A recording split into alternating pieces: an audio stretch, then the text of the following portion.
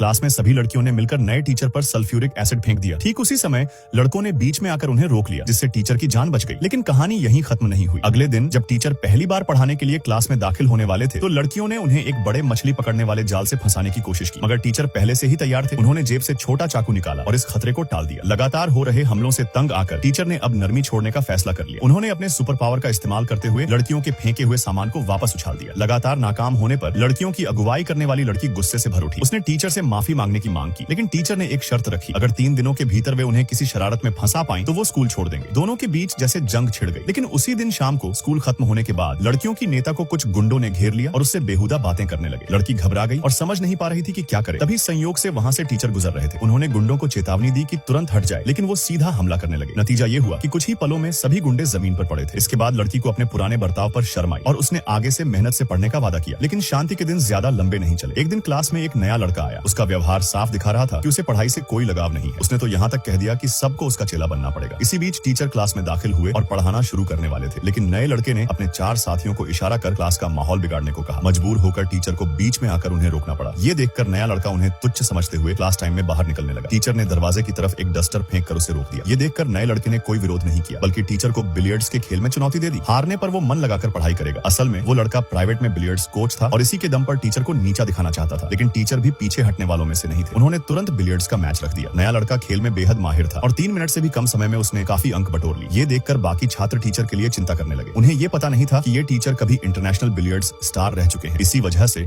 उन्होंने नए लड़के को एक भी मौका नहीं दिया और सिर्फ 1 मिनट में टेबल क्लियर कर दी। ये देखकर नया लड़का गहरे सोच में पड़ गया।